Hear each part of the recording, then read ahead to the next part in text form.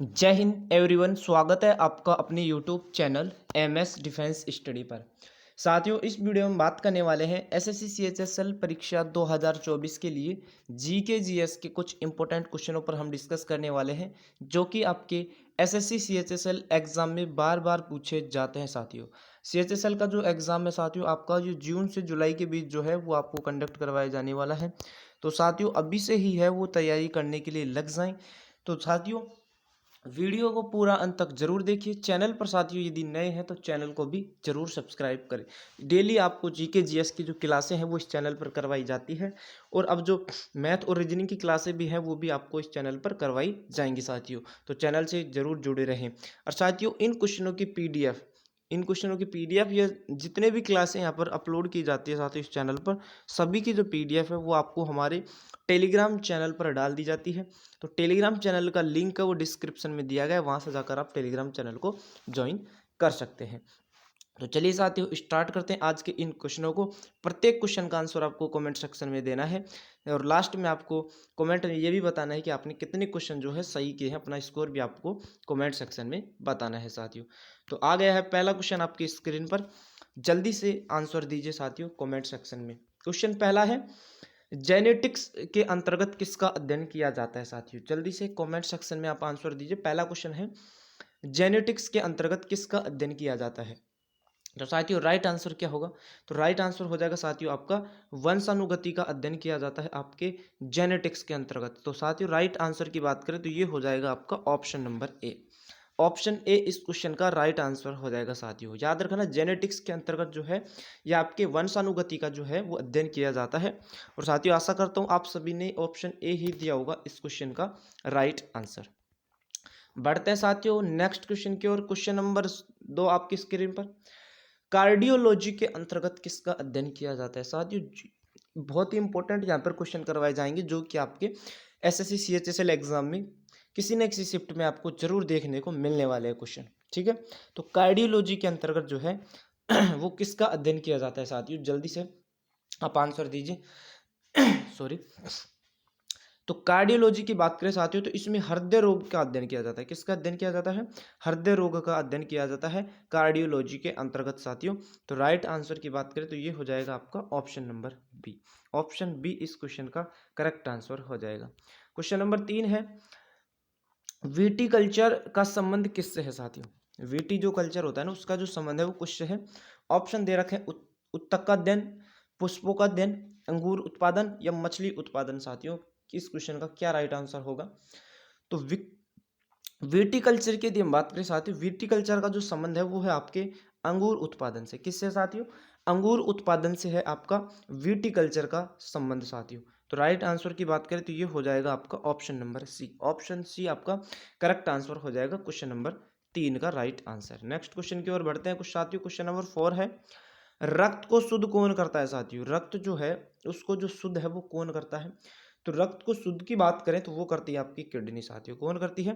Kidney करती है आपको रक्त को शुद्ध साथियों। तो ऑप्शन डी आपका राइट आंसर हो जाएगा। क्वेश्चन नंबर 4 का राइट आंसर क्या होगा साथियों? ऑप्शन नंबर डी, रक्त को यहाँ पर शुद्ध कौन करता है? तो किडनी आपकी करती है। तो याद रखें साथियों। बढ़ते हैं साथियों नेक्स्ट क्वेश्चन की ओर। क्वेश्चन नंबर 5 आपकी स्क्रीन पर, विटामिन ए का जो ए कहाँ पर संचित होता है ये आपसे पूछा है। विटामिन जो ए है आपका, ये आपके कहाँ पर संचित होता है साथियों? तो ये आपके यकृत, लीवर में संचित होता है। कहाँ पर संचित होता है साथियों? यकृत में, लीवर में संचित होता है। याद रखना साथियों, ऑप्शन ए इस क्वेश्चन का राइट आंसर हो जाएगा। विटामिन ए कहाँ पर संचित होता है? यकृत में, लीवर में संचित होता है साथियों। क्वेश्चन नंबर नेक्स्ट है, मानव शरीर में कुल मांसपेशियों की जो संख्या है वो कितनी होती है? मांसपेशियों की संख्या पूछी है साथियों। क्वेश्चन को ध्यानपूर्वक पढ़कर आपको आंसर देना है। मांसपेशियों की संख्या पूछी है। ऑप्शन दे रखे 206, 639, 306 या 540। तो साथियों, मांसपेशियों की जो संख्या होती है मानव शरीर में वो होती है 639। कितनी होती है साथियों? 639 होती है मानव शरीर में कुल मांसपेशियों की संख्या साथियों। तो राइट आंसर की बात करें तो ये हो जाएगा आपका option number B. Option B इस क्वेश्चन का करेक्ट आंसर हो जाएगा, राइट आंसर हो जाएगा। क्वेश्चन नंबर 7 है आपकी स्क्रीन पर। सिलिकॉन क्या है साथियों? सिलिकॉन क्या है? ऑप्शन दे रखे हैं, चालक, कुचालक या अर्धचालक या विद्युत रोधक साथियों। सिलिकॉन की बात कर रहे हैं यहाँ पर। तो सिलिकॉन की बात करें साथियों, क्वेश्चन नंबर 7 है, तो ये है एक अर्धचालक। क्या है साथियों? अर्धचालक है आपका सिलिकॉन। तो राइट आंसर की बात करें तो ये हो जाएगा आपका ऑप्शन नंबर सी, अर्धचालक है आपका सिलिकॉन साथियों। ठीक है, नेक्स्ट क्वेश्चन की ओर बढ़ते हैं। क्वेश्चन नंबर 8 देखिए, हीरा और ग्रेफाइट किसका अपरूप है साथियों? हीरा और जो ग्रेफाइट है ये आपके किसके अपरूप है, ये आपसे पूछा है। तो साथियों ये आपके अपरूप है कार्बन के। किसके? कार्बन के आपके अपरूप है हीरा और ग्रेफाइट साथियों। हीरा और ग्रेफाइट किसके अपरूप है? ये आपके कार्बन के अपरूप है। तो राइट आंसर आपका हो जाएगा साथियों ऑप्शन नंबर डी, इस क्वेश्चन का करेक्ट आंसर हो जाएगा। क्वेश्चन नंबर 9 है, सर्वप्रथम मानव ने किस धातु का जो उपयोग है वो किया था? सर्वप्रथम यहाँ पर बात कर रहा है, ये क्वेश्चन आपके एग्जाम में पूछा जाता है साथियों, और आपसे जरूर पूछा जाने वाला है। तो तांबा का उपयोग किया था साथियों, सर्वप्रथम मानव ने किस धातु का किया था? तांबा का। तो करेक्ट आंसर हो जाएगा आपका ऑप्शन नंबर ए, जरूर याद रखें इस क्वेश्चन को।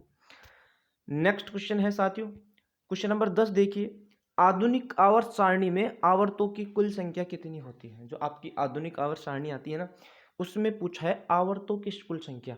ऑप्शन आपसे दे रखे 5, 7, 9 या 16। तो आवर्तों की कुल संख्या की बात करें साथियों तो वो होती है आपके 7। कितने होते हैं? आवर्त 7 होते हैं।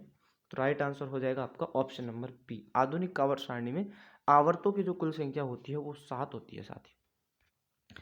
क्वेश्चन नंबर 11 है, संयुक्त राष्ट्र संघ के प्रथम महासचिव कौन थे? जल्दी से आंसर दीजिए साथियों। संयुक्त राष्ट्र संघ के प्रथम महासचिव कौन थे? तो वो थे आपके साथियों त्रिगवेली। कौन थे साथियों? त्रिगवेली थे आपके संयुक्त राष्ट्र संघ के प्रथम महासचिव। तो राइट आंसर की बात करें तो ये हो जाएगा आपका option number C, option C इस क्वेश्चन का राइट आंसर हो जाएगा, करेक्ट आंसर हो जाएगा। क्वेश्चन नंबर 12 है, वर्तमान समय में संयुक्त राष्ट्र संघ के सदस्य देशों की जो संख्या है वो कितनी है? वर्तमान समय में आपसे पूछा है संयुक्त राष्ट्र संघ के सदस्यों की जो सदस्य देशों की जो संख्या है वो कितनी है? तो वो है साथियों आपका 193। कितनी है साथियों? 193 है, याद रखना 193 है वर्तमान समय में संयुक्त राष्ट्र संघ के सदस्य देशों की संख्या साथियों 193, 193 है। ऑप्शन डी इस क्वेश्चन का राइट आंसर हो जाएगा। क्वेश्चन नंबर 13 है, संयुक्त राष्ट्र संघ सुरक्षा परिषद में कितने देश सदस्य होते हैं साथियों? अब आपसे पूछा है कि संयुक्त राष्ट्र संघ सुरक्षा परिषद के कितने देश सदस्य होते हैं? तो ये होते हैं साथियों 15। कितने होते हैं? 15 देश होते हैं। तो राइट आंसर हो जाएगा आपका option number A. Next question की ओर बढ़ते हैं, संयुक्त राष्ट्र संघ सुरक्षा परिषद में कितने स्थायी सदस्य देश हैं? स्थायी भी आपसे पूछा है कि स्थायी सदस्य देश कितने हैं? तो स्थायी यदि आपसे पूछ ले तो वो है 5। कितने हैं? स्थायी कितने हैं? 5 है। तो ये भी याद रखें। यहाँ पर कुल की यदि ये बात करी कि कितने देश सदस्य संयुक्त राष्ट्र संघ सुरक्षा परिषद में कितने देश स्थायी होते हैं, वो कितने देश सदस्य होते हैं, तो ये यहाँ पर आपका जो राइट आंसर था ये था आपका 15। लेकिन आपसे इस क्वेश्चन में पूछा है कि कितने स्थायी सदस्य देश है, तो 5 स्थायी सदस्य देश है। तो ये भी आप जरूर याद रखें साथियों। नेक्स्ट क्वेश्चन है, अंतर्राष्ट्रीय न्यायालय कहाँ पर स्थित है? क्वेश्चन नंबर 15 है, अंतर्राष्ट्रीय जो न्यायालय है ये आपके कहाँ पर स्थित है? तो साथियों द हेग में स्थित है आपका अंतर्राष्ट्रीय न्यायालय। ठीक है, नेक्स्ट क्वेश्चन की ओर बढ़ते हैं। क्वेश्चन नंबर 16 है, संयुक्त राष्ट्र संघ की स्थापना कब हुई थी साथियों? क्वेश्चन नंबर 16 जल्दी से कमेंट सेक्शन में आंसर दीजिए। संयुक्त राष्ट्र संघ की स्थापना जो है ये कब हुई थी साथियों? तो ये आपकी हुई थी 1945 में। कब हुई थी? 1945 में आपकी हुई थी संयुक्त राष्ट्र संघ की स्थापना। तो राइट आंसर आपका हो जाएगा option number D, option D आपका करेक्ट आंसर हो जाएगा। क्वेश्चन नंबर 17 देखिए, देश के एकमात्र किस राज्य की जो राजभाषा है वो अंग्रेजी है साथियों? अंग्रेजी जो राजभाषा है वो किस राज्य की है, ये आपसे पूछा है। तो नागालैंड राज्य की है साथियों। किसकी है? नागालैंड राज्य की है। तो याद रखना ऑप्शन ए आपका राइट आंसर हो जाएगा, करेक्ट आंसर हो जाएगा।